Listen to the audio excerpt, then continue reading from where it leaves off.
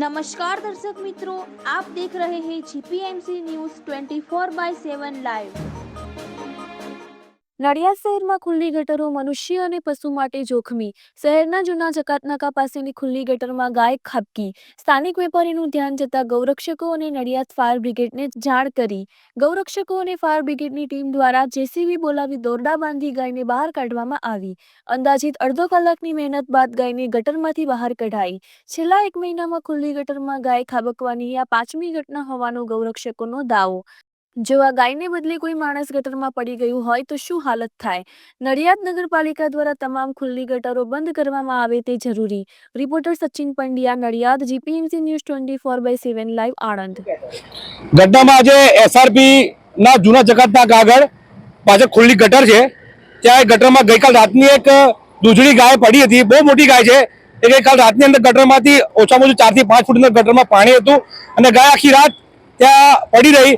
તો ત્યાં સ્થાનિક છે ભેરુભાઈ ત્યાં બાથરૂમ કરવા કદાચ ગયા હશે ને એમણે જોયું એટલે એમને ફોન આવ્યો કે તાત્કાલિક અમે લોકો ગૌરક્ષકો અહીંયા આવ્યા અને સ્થાનિક કાઉન્સિલર વાલાભાઈ ભરવાડને ફોન કર્યો. ત્યારે ફાયર બ્રિગેડની ટીમ આવી ગઈ. તરત નગરપાલિકાનું જેસીબી આવ્યું અને ગાયને અડધો પોણો કલાકની જહેમત બાદ ગાયને સુરક્ષિત બહાર કાઢી છે અને ગાય ઊભી છે અત્યારે અહીંયા. શું કહેશો, આ ગાય આ રીતે પડે છે? તમે કેટલી આવી ઘટનાઓ છેલ્લા 1 મહિનામાં બની છે? ઘટનાઓ તો તમને હું શું કહું, મીડિયાના માધ્યમથી એક વાત મારે નગરપાલિકાને કહેવી છે કે નડિયાદમાં મારી જાણમાં આ 5મી ઘટના છે. પરમ દિવસે પણ પિલોઈ આગળ બારકોસા રોડ ઉપર એક ગાય 2 દિવસથી કાંસમાં ઉતરેલી હતી. ફાયર બ્રિગેડની ટીમે કાઢી હતી. એના અઠવાડિયા પહેલા મિશન હોસ્પિટલ ની બહાર આવી જ ખુલ્લી જ કાંસ હતી, ત્યાં એક ગાય પડી હતી, એ કાઢી હતી. એના અઠવાડિયા પહેલા પીચ ચોકડીએ ખુલ્લી કાંસમાં ગાય પડી હતી. આવી અવારનવાર ઘટનાઓ બને છે અને ગાયો આ મહિનામાં મારી સામેની 5મી ઘટના છે. ગટરના ઢાંકણા ખુલ્લા રહેવાથી ગાયો આ પ્લાસ્ટિક ખાવા જાય છે અને જ્યાં જ્યાં પ્લાસ્ટિકના ઢગલા છે ત્યાં ત્યાં ગટર ખુલ્લી છે.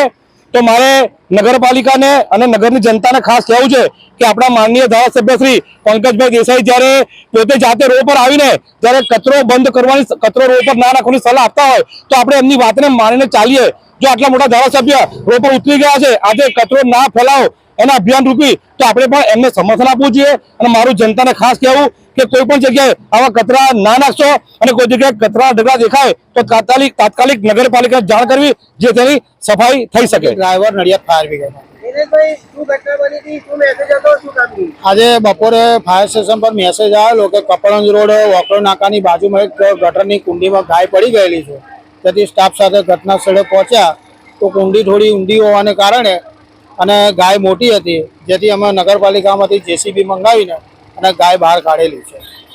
કેટલો સમય થયો? કેવી રીતે બહાર કાઢી? દોરડુંથી સિંગડીમાં બાંધીને અને પછી જેસીબીથી ડાયરેક્ટ અદ્ધર કરીને અને બહાર કાઢી લીધી. ગાયને કોઈ ઈજા કે એવું કશું થયેલ નથી અને પરિસ્થિતિ એની સારી છે, કમ્પ્લીટ છે.